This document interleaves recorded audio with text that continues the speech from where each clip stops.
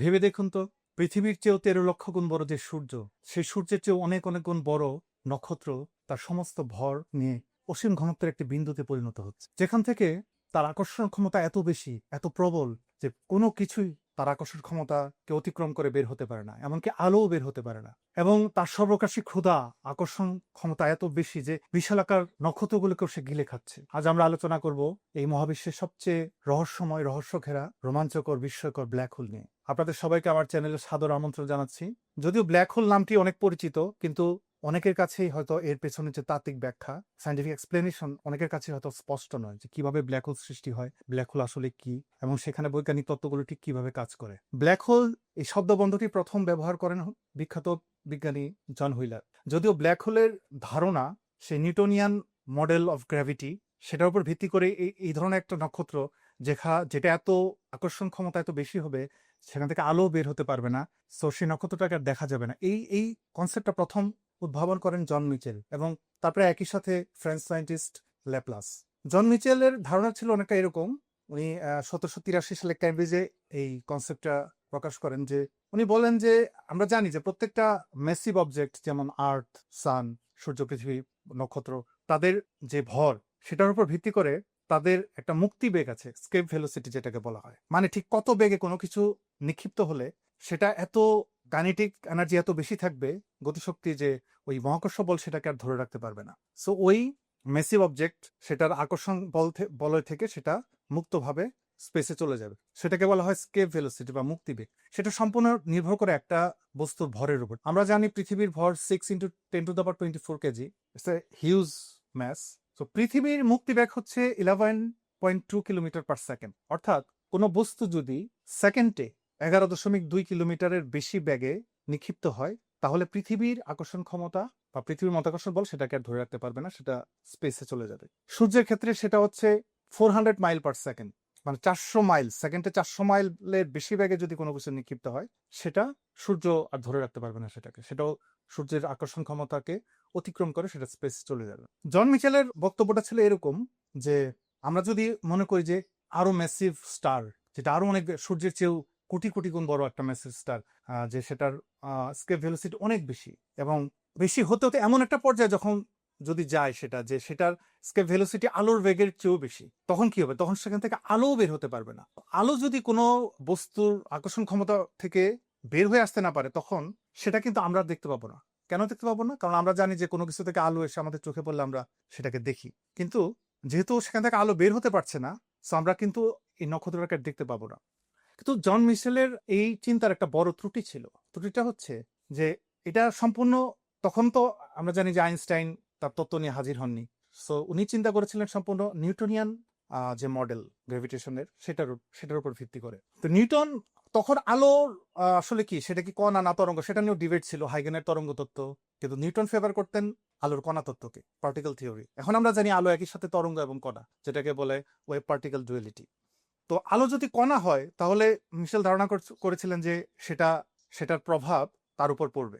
কিন্তু এখানে যে মেজর ফল্ট তার চিন্তায়, সেটা হচ্ছে আলো কিন্তু তার একটা নির্দিষ্ট বেগ আছে, যেটা সেকেন্ডে 1,80,000, সেটা একটা ফিক্স ভেলোসিটিতে আলো যায়। সেটা কিন্তু কখনো বেগ কমে না বা বাড়ে না। কিন্তু আমরা যখন কোনো বস্তু একটা মেসি অবজেক্ট থেকে নিক্ষিপ্ত করি, সেটা কিন্তু আস্তে আস্তে তার বেগ কমতে থাকে, এবং একটা পর্যায়ে তার বেগটা জিরোতে আসে, এবং সেটা আবার ঋণাত্মক বেগে নিচের দিকে পড়তে থাকে। যেমন আমরা যদি পৃথিবী থেকে কোনো কিছু উপর দিকে নিক্ষেপ করি, এটা ঋণাত্মক ত্বরণ হবে, অর্থাৎ সময়ের সাথে সাথে তার বেগ আস্তে আস্তে কমতে থাকবে, এবং একটা পর্যায়ে সেটা বেগটা থেমে যেয়ে সেটা আবার ব্যাকওয়ার্ড মোশনে আসবে। কিন্তু আলো তো তার বেগ কমবে না, সে একই বেগে চলতে থাকবে, সো তাকে ফিরিয়ে আনা তো সম্ভব না। এটাও একটা কনসেপচুয়াল প্রবলেম তৈরি করে। এবং আলো যদি তরঙ্গ হয়, তরঙ্গের উপর আসলে কিভাবে মহাকর্ষ প্রভাব বিস্তার করে, সেটাও তখনও ক্লিয়ার ছিল না। এই জন্য আমাদের অপেক্ষা করতে হয় আইনস্টাইন পর্যন্ত। আইনস্টাইন এসেই প্রথম যে রেভলিউশনারি কনসেপ্ট নিয়ে আসেন গ্র্যাভিটি সম্বন্ধে, যে gravity is not a force, actually gravity is the curvature of speech and time.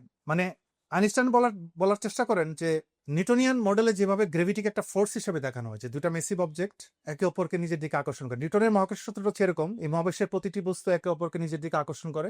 এই আকর্ষণ বলের মান বস্তুদ্বয়ের ভরের গুণফলের সমানুপাতিক এবং দূরত্বের বর্গের ব্যস্তানুপাতিক। তার মানে একটা ফোর্স এখানে কাজ করছে। কিন্তু নিউটনের সবচেয়ে বড় সমস্যা ছিল এই ফোর্স কিভাবে অ্যাপ্লাইড হয় এই ভ্যাকুয়াম স্পেসের ভেতর দিয়ে, সেটা উনি স্পষ্ট করে বলতে পারেনি। উনি শুধু ফোর্সটার কথাই বলেছেন, কিন্তু এই ফোর্সটা কিভাবে ক্রিয়াশীল হয় বা এত দূর থেকে এই ফোর্সটা কিভাবে অ্যাপ্লাইড হয়, সূর্য যেমন নক্ষত্র, সূর্য আমাদের চেয়ে 15 কোটি কিলোমিটার দূরে, তার মাঝখানে বিশাল একটা ভ্যাকুয়াম, এমটি স্পেস।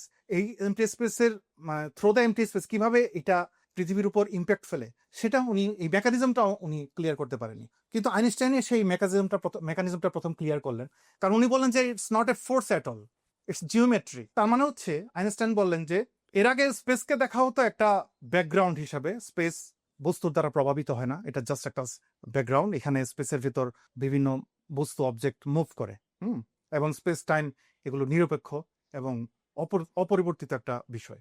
কিন্তু আইনস্টাইন বলেন যে সবই আসলে আপেক্ষিক, সময় আপেক্ষিক। সময় যেমন আমরা জানি relativity of special theory of relativity বলে যে অত্যন্ত দ্রুত বেগে, আলোর কাছাকাছি বেগে যদি কেউ ট্রাভেল করে তার কাছে সময় স্লো হয়ে যাবে এবং সে হয়তো পৃথিবীতে এসে দেখবে যে শত শত বছর পার হয়ে গেছে। সেটা ভিন্ন আলোচনা, আমি সেটা নিয়ে এলাবোরেট ভিডিও বানাবো। এবং গ্র্যাভিটি আসলে এটা একটা ম্যাসিভ অবজেক্ট, সেটা তার চারপাশের যে স্পেস এবং টাইম সেটাকে ডিস্টোর্টেড করে দেয়, কার্ভ করে দেয়। এবং পৃথিবী যদিও চেষ্টা করে সরল রেখায় যেতে, কিন্তু যেহেতু স্পেসটাই কার্ভ হয়ে গেছে, সো পৃথিবী তার যতটুকু সম্ভব সরল রেখায় তার গতিপথটা সরল রেখায় যাওয়ার চেষ্টা করে। এটাকে যদি আমি সামারাইজ করতে চাই একটা বাক্যে, তাহলে এভাবে বলতে হয় যে space and time tell matter how to move, and matter tell space and time how to curve. আইনস্টাইনের যে বিখ্যাত ইকুয়েশন, এবং আইনস্টাইন ভবিষ্যৎবাণী করলেন যে প্রচন্ড স্ট্রং গ্র্যাভিটেশনাল ফিল্ড সেটা আলোকেও বাঁকিয়ে দিতে পারে। এর আগে মনে করা হতো যে যেহেতু আলোর ভর নেই, সেহেতু আলোর উপরে, বা যেহেতু আলোর বেগ হচ্ছে নির্দিষ্ট, যে আলোর উপর মহাকর্ষ কোনো প্রভাব ফেলতে পারে না। কিন্তু আইনস্টাইন প্রথম বললেন যে না, আলো যদি খুব এক্সট্রিম গ্র্যাভিটেশনাল ফিল্ড থাকে, যেটা হয়তো কোনো মেসিভ স্টার বা গ্যালাকটিক ক্লাস্টার বা স্টার ক্লাস্টার, এরকম মেসিভ গ্র্যাভিটেশনাল ফিল্ডের পাশ দিয়ে আসার সময় আলো বেঁকে যাবে। এবং সেটা 1919 সালে প্রথম প্রমাণিত হয় যে একটা সূর্যের পাশ দিয়ে যখন দূরবর্তী নক্ষত্রের আলো আসে, তখন সেটার সূর্যের পাশ দিয়ে আসার কারণে তার আলোটা বেঁকে যায়, এবং আলো বেঁকে যাওয়ার কারণে অন্য সময় যখন পৃথিবী সূর্যের অপর পাশে থাকে তখন তাদের যে অবস্থান, কিন্তু সূর্যের বিপরীত পাশে আসার পর যেহেতু সূর্যের পাশ দিয়ে আলোটা আসছে, আলো বেঁকে যাওয়ার কারণে তাদের অ্যাপারেন্ট পজিশন ভিন্ন হয়। কিন্তু এটা সূর্যের আলো যখন থাকে আকাশে, আমরা তারা দেখতে পাই না, কারণ সূর্যের আলো এত বেশি, তার ব্রাইটনেসের কারণে আলো বোঝা যায় না। সেজন্য এই পরীক্ষাটা করতে হলে অবশ্যই এমন একটা সময় করতে হবে যখন দিনের আকাশেও অন্ধকার থাকে। সেটা একমাত্র পসিবল হচ্ছে সূর্যগ্রহণের সময়। সো 1919 সালে, এর আগে অনেকবার ট্রাই করার পরে ব্যর্থ হওয়ার পর 1919 সালে সূর্যগ্রহণ যখন ছবি তোলা হয়, তখন দেখা যায় যে আইনস্টাইনের তত্ত্ব নির্ভুল। যাই হোক, আমি সেটা নিয়েও আলাদা ইলাবোরেট ভিডিও বানাবো, সেটা আজকে আর দীর্ঘায়িত করলাম না। এখন আইনস্টাইনের যে ইকুয়েশন, জেনারেল থিওরি অফ রিলেটিভিটির যে ইকুয়েশন, সেটা সলভ করতে গিয়ে কার্ল শর্টচাইল্ড নামে একজন ফিজিসিস্ট, উনি তখন প্রথম বিশ্বযুদ্ধ চলছে এবং উনি রাশিয়ান ফ্রন্টে যুদ্ধ করছেন, সেই যুদ্ধ গোলাবারুদের মাঝখানে উনি এই ক্যালকুলেশন করছেন এবং উনি একটা সলিউশন করলেন এবং দেখলেন যে খুবই এক্সট্রিম একটা গ্র্যাভিটেশনাল ফিল্ড এমনভাবে স্পেস এবং টাইমকে কার্ভ করে দিতে পারে, যেটা একেবারে এক্সট্রিম কার্ভেচার, এবং সেখান থেকে কোনো কিছু আর স্কেপ করতে পারবে না। এখান থেকে এটা আইনস্টাইনিয়ান যে মডেল গ্র্যাভিটি, সেখান থেকে এই প্রথম এই ধরনের একটা সলিউশন তাত্ত্বিকভাবে ম্যাথমেটিক্যাল সলভ করা হলো। কিন্তু তখন পর্যন্ত ব্ল্যাক হোলকে ঠিক ফিজিক্যাল রিয়েলিটি হিসাবে কেউ দেখেনি। মানে এটাকে আইনস্টাইনও আসলে মেনে নিতে পারে যে এটা কিভাবে সম্ভব যে একটা এত বড় স্টার, সূর্যের চেয়েও মিনিমাম কয়েক গুণ বড়, সেটা একটা বিন্দুতে পরিণত হবে, একটা just to nothing. How it is physically possible, just এটাকে তারা একটা ম্যাথমেটিক্যাল প্রপোজিশন হিসেবে দেখেছে। কিন্তু ব্ল্যাক হোল কিভাবে সৃষ্টি হতে পারে বা কি ধরনের সিচুয়েশনে ব্ল্যাক হোল তৈরি হতে পারে মহাবিশ্বে, সেটা বুঝতে আরো সময় লেগেছে। সেটা বুঝতে হলে আমাদের যেটা বুঝতে হবে খুবই সুন্দরভাবে, সেটা হচ্ছে life cycle of A star, মানে একটা নক্ষত্রের জীবন চক্র। আসলে একটা নক্ষত্র, তার একটা নির্দিষ্ট লাইফ টাইম আছে। তার যেমন জন্ম হয় বা উৎপত্তি হয়, সৃষ্টি হয়, আবার একটা নির্দিষ্ট সময়ের পর তার মৃত্যু হয়, যখন তার ফুয়েল বা জ্বালানি শেষ হয়ে যায়, মানে নিউক্লিয়ার ফিউশন প্রসেসটা যখন থেমে যায়, তখন সেটাকে প্রজ্বলিত রাখার মতো কোনো এনার্জি আর সেখানে অবশিষ্ট থাকে না। তো একটা নক্ষত্রের সৃষ্টি কিভাবে হয়? একটা নক্ষত্রের সৃষ্টি হতে হলে huge amount of gas accumulated হতো একটা নির্দিষ্ট জায়গায়, স্পেসে। তখন হয় কি, এই যে huge amount of gas, mostly hydrogen and helium, আমরা জানি যে বিগ ব্যাং এর পর জাস্ট এই দুটি এলিমেন্টের সৃষ্টি হয়েছিল, বাকিগুলো আসলে স্টারের প্রসেসে, স্টারের কোরে তৈরি হয় নিউক্লিয়ার ফিউশনের মাধ্যমে। তো এই হাইড্রোজেন এবং হিলিয়াম, মোস্টলি হাইড্রোজেন, যখন হিউজ অ্যামাউন্ট অফ হাইড্রোজেন যখন একটা জায়গায় একত্র হয়, অ্যাকুমুলেটেড হয়, তখন সেটার যে নিজস্ব মহাকর্ষ আকর্ষণ বল, সেটার কারণে সেটা নিজের উপরে চুপসে যেতে থাকে, কন্ট্রাক্টেড হতে থাকে, সংকুচিত হতে থাকে। এবং আমরা জানি যে নিউটনের ল অফ গ্র্যাভিটি বলে যে এই আকর্ষণ বলটাকে দূরত্বের বর্গের ব্যস্তানুপাতিক, মানে দূরত্ব যদি দ্বিগুণ কমে যায় তাহলে আকর্ষণ বল 4 গুণ বেড়ে যায়, দূরত্ব যদি 3 গুণ কমে যায় আকর্ষণ বলটা 9 গুণ বেড়ে যায়, এভাবে। সো যত সেটা আরো কাছাকাছি আসতে থাকে তত দূরত্ব কমতে থাকে এবং আকর্ষণ বলটা আরো বেশি হতে থাকে, এবং সেটা একটা অ্যাক্সিলারেটিং ফ্যাক্টরের মতো কাজ করে এবং সেটা আরো দ্রুত সংকুচিত থাকে। এবং যখন প্রচন্ড গতিতে সেটা সংকুচিত হতে থাকে তখন ওই গ্যাসের যে পার্টিকেল গুলো সেগুলোর মধ্যে কিন্তু অনবরত কলিশন হতে থাকে এবং সেটা উত্তপ্ত হতে থাকে, ফ্রিকশনের কারণে সেটা টেম্পারেচার রেইজ করতে থাকে। সেই টেম্পারেচার রেইজ করতে করতে করতে করতে করতে করতে এমন একটা পর্যায়ে আসে যখন যে কাইনেটিক এনার্জি এলিমেন্টগুলোর এবং সেটার যে টেম্পারেচার এত এক্সট্রিম পর্যায়ে যায় যে সেটার একটা এলিমেন্টের অ্যাটমের সাথে আরেকটা অ্যাটমের যখন সংঘর্ষ হয় তখন সেটার যে কক্ষপথ, সেটার যে আউটার সেল, সেটা ভেঙে চুরে একেবারে নিউক্লিয়াস পর্যন্ত কাছাকাছি চলে আসে। এবং তখনই আমরা জানি যে স্ট্রং নিউক্লিয়ার ফোর্স, যেটা যেটা পরমাণুর নিউক্লিয়াসে থাকে এবং সেটা খুবই পাওয়ারফুল ফোর্স, সেটা সেটা গ্রিপে চলে আসে ওই পরমাণুর দুটো নিউক্লিয়াস এবং সেটা আটকে যায় এবং একত্র হয়ে যায়। একত্র হয়ে যাওয়ার কারণে তখন হাইড্রোজেন হিলিয়ামে পরিণত হতে থাকে এবং 4টা হাইড্রোজেন মিলে একটা হিলিয়াম পরমাণুর সৃষ্টি হয়। এই যে নিউক্লিয়ার ফিউশন প্রক্রিয়া, এখান থেকে কিভাবে এনার্জি প্রডিউস হয় আমরা জানি যে আইনস্টাইন একটা বিখ্যাত equation, the most famous equation actually of physics, E = mc square. E হচ্ছে এনার্জি, এম হচ্ছে ম্যাস ভর, আর সি হচ্ছে সেলারিটি অর্থাৎ বেগ, the velocity of light actually in this case. তো আমরা দেখতে পাচ্ছি আসলে ভর হচ্ছে শক্তির একটি ঘনীভূত রূপ, মানে ভর থেকে প্রচন্ড এনার্জি রিলিজ হতে পারে। কিভাবে?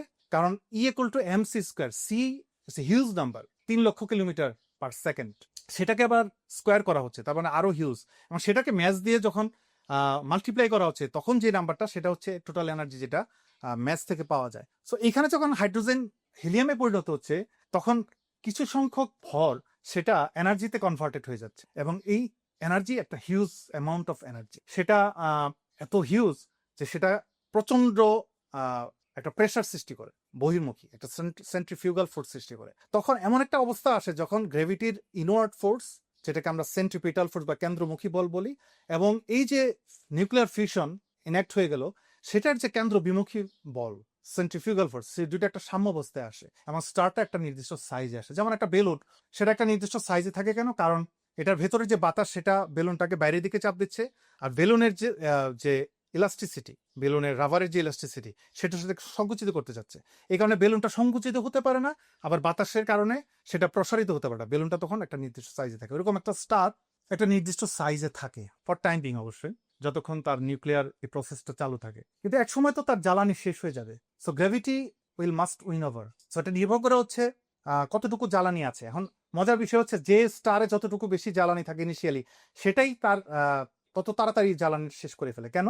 যদিও সেটা শুনতে আশ্চর্য লাগে, কিন্তু আসলে এটাই হয়। কেন হয়? কারণ হচ্ছে যেহেতু যে স্টারটা অনেক বড়, তার গ্র্যাভিটেশনাল ফোর্স অনেক বেশি, সেটাকে ব্যালেন্স করার জন্য প্রচন্ড উত্তপ্ত হতে হয়, প্রচন্ড বাহির্মুখী বল দরকার হয় এবং প্রচন্ড নিউক্লিয়ার যে ফিউশন প্রসেসটা সেটা অনেক বেশি ফাস্ট হতে হয়, সেজন্য সেটা দ্রুত তার জ্বালানিটাকে ফুয়েলটাকে ইউজ আপ করে ফেলে। এজন্য একটা নক্ষত্র বেসিভ স্টারটার আয়ু কম হয়, সেটা এরকম হয়তো 10 কোটি বছর, 100 মিলিয়ন ইয়ার্স, যেখানে আমাদের সূর্যের মতো একটা মাঝারি সাইজের নক্ষত্রের এখনো প্রায় 500 কোটি বছরের মতো তার ফুয়েল আছে এবং সেটা তার মিড লাইফে আছে। আমাদের সান কিন্তু তার মিড লাইফ প্রায় 500 কোটি বছর অতিক্রম করছে এবং আরো 500 কোটি বছর তার জ্বালানি অবশিষ্ট আছে। এখন যখন একটা স্টারের জ্বালানি শেষ হয়ে যায় তখন তো তার এই যে আউটওয়ার্ড ফোর্স স্টার থাকে না, তখন গ্র্যাভিটি কিন্তু আবার সেই সংকুচিত করতে থাকে।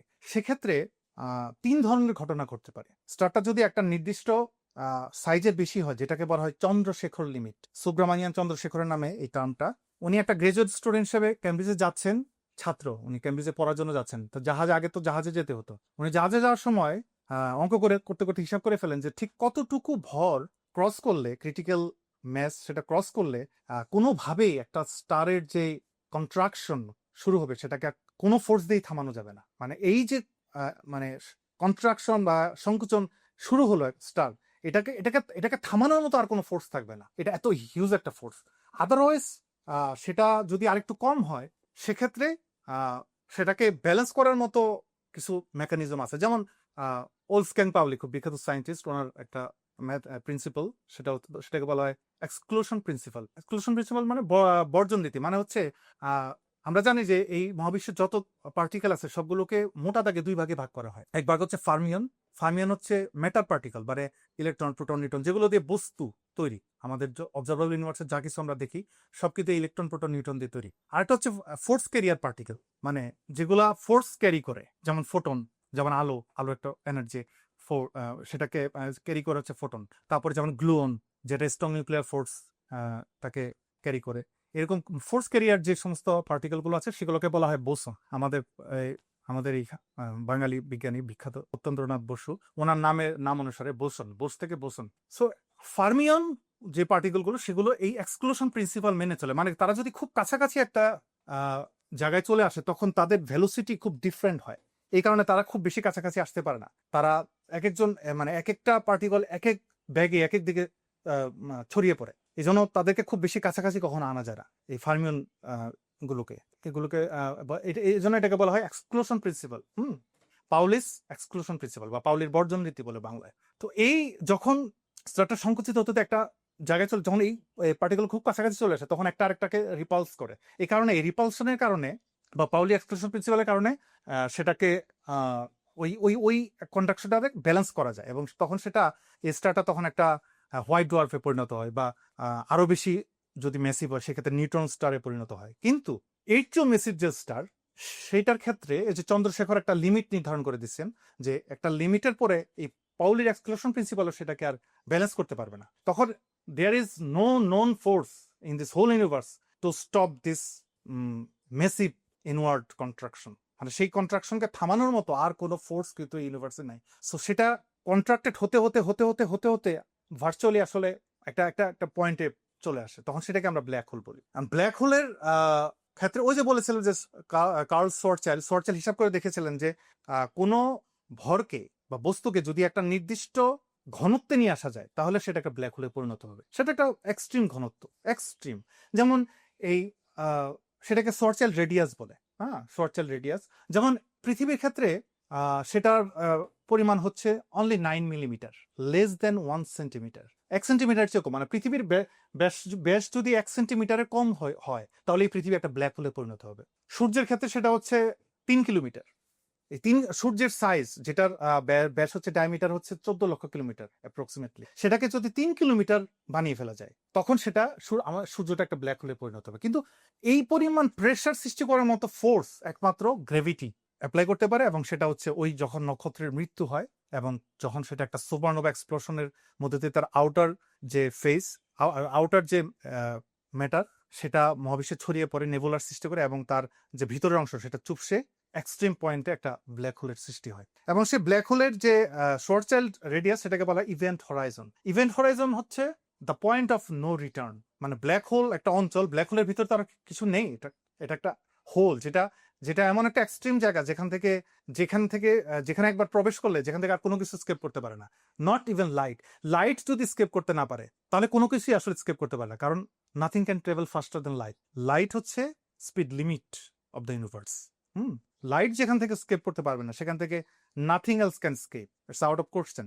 সো এই ব্ল্যাক হোল থেকে যেহেতু কোনো কিছু বের হতে পারে না, এবং ব্ল্যাক হোল এমন একটা অঞ্চল যেটার কোনো ইম্প্যাক্ট, যেটার কোনো প্রভাব আউটার ইউনিভার্সে নাই, সেটা আসলে একেবারে এই ইউনিভার্সের স্পেস টাইম থেকে বিচ্ছিন্ন একটা অঞ্চল। এবং ব্ল্যাক হোলে একবার কোনো কিছু নিক্ষিপ্ত হলে সেটা আসলে এই ইউনিভার্স থেকে হারিয়ে যায় বলা যায়, কারণ সেটা আর কোনোদিন কোনো ইনফরমেশন আমরা আর সেটার সম্বন্ধে পাবো না। সো এই ইভেন্ট হরাইজন হচ্ছে ওই যে শোয়ারচাইল্ড রেডিয়াস, সেটা হচ্ছে ইভেন্ট হরাইজন। ইভেন্ট হরাইজনটা সম্পূর্ণ নির্ভর করে হচ্ছে কতটুকু মেসিভ সে ব্ল্যাক হোলটা, তার উপরে। যত বেশি মেসিভ ব্ল্যাক হোল তার ইভেন্ট হরাইজন তত বেশি। অ্যান্ড ইভেন্ট হরাইজন হচ্ছে সেই বাউন্ডারি লাইন, যেটার ভিতরে প্রবেশ করলে যেখান থেকে আর কোনোদিন ফেরত আসা যাবে না। তাহলে আমরা দেখতে পারলাম যে ব্ল্যাক হোল কিভাবে সৃষ্টি হয় মহাবিশ্বে, কারণ এই পরিমাণ এক্সট্রিম গ্র্যাভিটেশনাল ফিল্ড বা এক্সট্রিম গ্র্যাভিটেশনাল ফোর্স একমাত্র একটা মেসিভ স্টার যখন তার সমস্ত ফুয়েল ইউজড আপ হয়ে যায় এবং তাকে ব্যালেন্স করার মতো আর অবশিষ্ট কোনো ফোর্স থাকে না, গ্র্যাভিটেশনাল যে কন্ট্রাকশন শুরু হয় সেটাকে ব্যালেন্স করার মতো আর কোনো ফোর্স অবশিষ্ট থাকে না, তখন সেটা সংকুচিত হতে হতে একটা এক্সট্রিম ঘনত্বে, একটা এক্সট্রিম একটা পয়েন্টে পরিণত হয়। সেটা সেটা হচ্ছে ব্ল্যাক হোলের একদম সেন্টার। হ্যাঁ, আর তার চারপাশে আছে ইভেন্ট হরাইজন, যে বাউন্ডারি লাইন, সেটার ভেতরে প্রবেশ করলে আর কোনো কিছু ফেরত আসে না। এ হচ্ছে একটা ব্ল্যাক হোলের মোটামুটি সৃষ্টির প্রক্রিয়া। এছাড়াও সুপারমেসিভ ব্ল্যাক হোল, এটা আমি যেটা বললাম এটা হচ্ছে স্টেলার ব্ল্যাক হোল, মানে একটা নক্ষত্র থেকে একটা সিঙ্গেল ব্ল্যাক হোল কিভাবে সৃষ্টি হয়। এছাড়াও আমাদের যে গ্যালাক্সি, আমরা জানি যে বিলিয়ন বিলিয়ন স্টার নিয়ে আমাদের মিল্কি ওয়ে 400 বিলিয়ন স্টার আছে। এই মিল্কি ওয়ের সেন্টারও কিন্তু স্যাজিটেরিয়াস এ স্টার, যে ব্ল্যাক হোল, এটা একটা সুপারমেসিভ ব্ল্যাক হোল। প্রত্যেকটা গ্যালাক্সির almost every Galaxy has a black hole in it's centre. হ্যাঁ, প্রত্যেকটা গ্যালাক্সির সেন্টারেই একটা ব্ল্যাক হোল থাকে, সেগুলোকে বলা হয় সুপারমেসিভ ব্ল্যাক হোল। সেগুলার সাধারণত একটা স্টেলার ব্ল্যাক হোল যেটার ভর হবে মিনিমাম সূর্যের চেয়ে 3 গুণ বেশি, কিন্তু এই সমস্ত সুপারমেসিভ ব্ল্যাক হোল যেগুলো গ্যালাক্সির সেন্টার থাকে, সেগুলোর ভর আরো অনেক অনেক বেশি। সেগুলা যেমন আমাদের মিল্কি ওয়ে গ্যালাক্সিতে যে সুপারমেসিভ ব্ল্যাক হোল আছে স্যাজিটেরিয়াস এ স্টার, সেটার ভর হচ্ছে ইকুয়াল টু 4 মিলিয়ন সানমেস, মানে 40 লক্ষ সূর্যের সমান ভর। আর 2019 সালে যে black hole, supermassive black hole detect করেছে বিজ্ঞানীরা, সরাসরি ছবি তুলেছে M87 এর গ্যালাক্সির যে সেন্টারে, যে সেটা হচ্ছে 6.5 বিলিয়ন সানমেস, মানে 650 কোটি সূর্যের সমান সেটার ভর। এক্সট্রিম।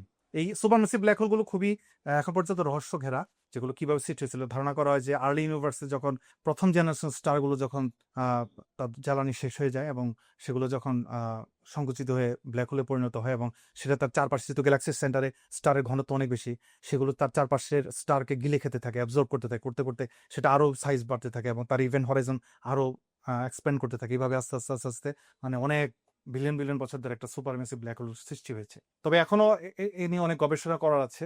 তবে ব্ল্যাক হোল, সবচেয়ে আশ্চর্যের বিষয় যেটা, যে এখন বিজ্ঞানীরা নিশ্চিতভাবে জানে যে black whole is a physical reality, মানে ব্ল্যাক হোল আসলেই মহাবিশ্বে আছে। প্রত্যেক গ্যালাক্সির সেন্টারে তো আছে, এছাড়াও অসংখ্য ব্ল্যাক হোল আছে।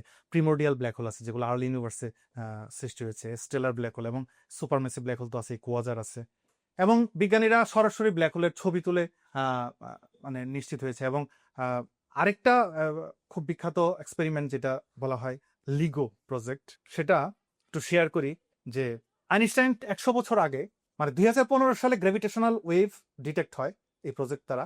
তার 100 বছর আগে আইনস্টাইন একটা ভবিষ্যৎবাণী করেছিলেন যে দুইটা ব্ল্যাক হোল যদি খুব কাছাকাছি চলে আসে, তখন একটা আরেকটা আকর্ষণ বলে আরো কাছাকাছি এসে এবং একটা আরেকটাকে খুব দ্রুত সার্কেলিং করতে হবে, এবং সার্কেলিং করতে করতে সেটা আলটিমেটলি মার্জ হবে দুইটা ব্ল্যাক হোল একসাথে। এবং তারা যে এত দ্রুত এই দুইটা হিউজ ম্যাসিভ অবজেক্ট সার্কেলিং করবে, সেটা স্পেস টাইমের যে ফ্যাব্রিক, আগেই বলেছি আইনস্টাইনের তত্ত্ব অনুসারে গ্র্যাভিটি স্পেস টাইমকে প্রভাবিত করতে পারে এবং কার্ভ করতে পারে। এই যে অসিলেশন, এক্সট্রিম ফাস্ট অসিলেশন দুইটা ব্ল্যাক হোলের মেসিভ অবজেক্টের, সেটা স্পেস টাইমের একটা একটা ওয়েভ তৈরি করে, ওয়েভের মতো, যেটার এনার্জি হচ্ছে এখন পর্যন্ত ইউনিভার্সের সৃষ্টির পর থেকে সমস্ত গ্যালাক্সি, ইউনিভার্সের টোটাল যে এনার্জি তার চেয়ে 50 গুণ বেশি।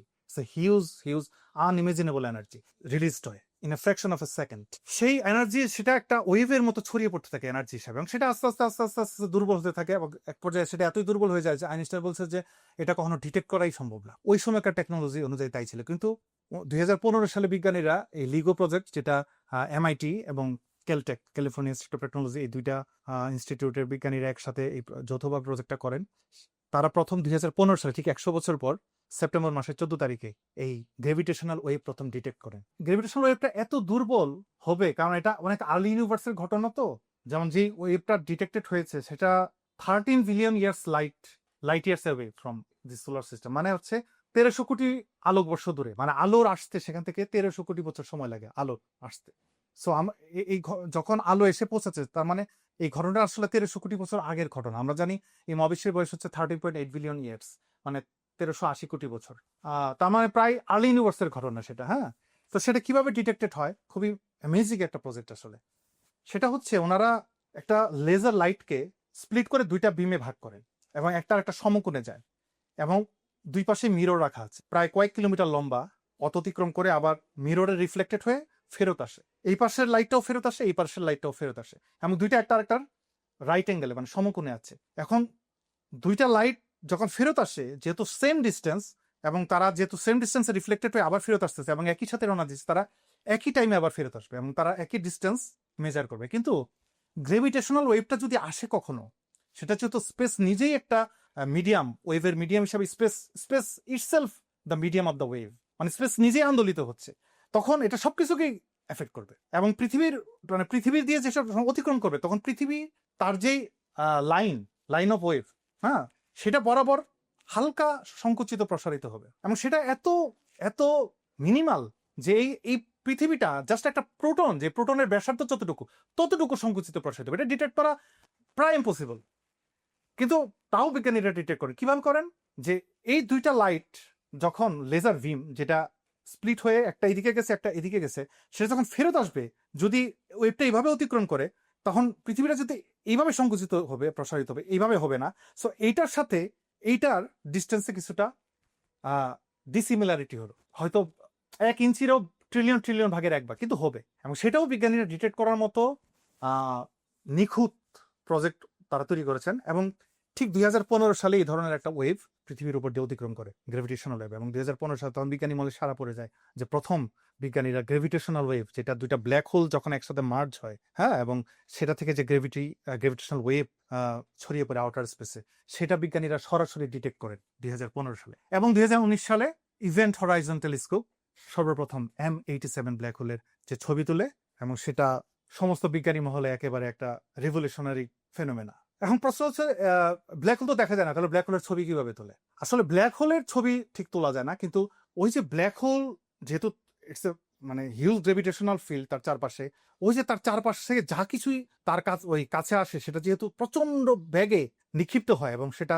ঘুরতে থাকে, হ্যাঁ, সেখানে এই পার্টিকেলগুলোর ভিতরে প্রচন্ড ঘর্ষণ হয় এবং সেটা প্রচন্ড উত্তপ্ত থাকে, সেটাকে বলে অ্যাক্রিশন ডিস্ক। সেই অ্যাক্রিশন ডিস্কের উত্তাপ এত বেশি যে সেটা সেখান থেকে হিউজ ইলেকট্রোম্যাগনেটিক রেডিয়েশন রিলিজ হয়। এবং সেটার মাধ্যমেই বোঝা যায় যে এটার ভিতরে একটা ব্ল্যাক হোলটাকে সেন্টারে একটা বিশাল হলো ব্ল্যাক, এবং তার চারপাশে যে অ্যাক্রিশন ডিস্ক। আপনাদের সাথে আমি ব্ল্যাক হোল সম্বন্ধে মোটামুটি বেসিক ধারণা এবং রিসেন্ট যে সমস্ত ফাইন্ডিংস, সেগুলো শেয়ার করলাম। আশা করি আপনাদের ভালো লেগেছে। ভালো লাগলে অবশ্যই চ্যানেলটি সাবস্ক্রাইব করবেন। সবাইকে অসংখ্য ধন্যবাদ।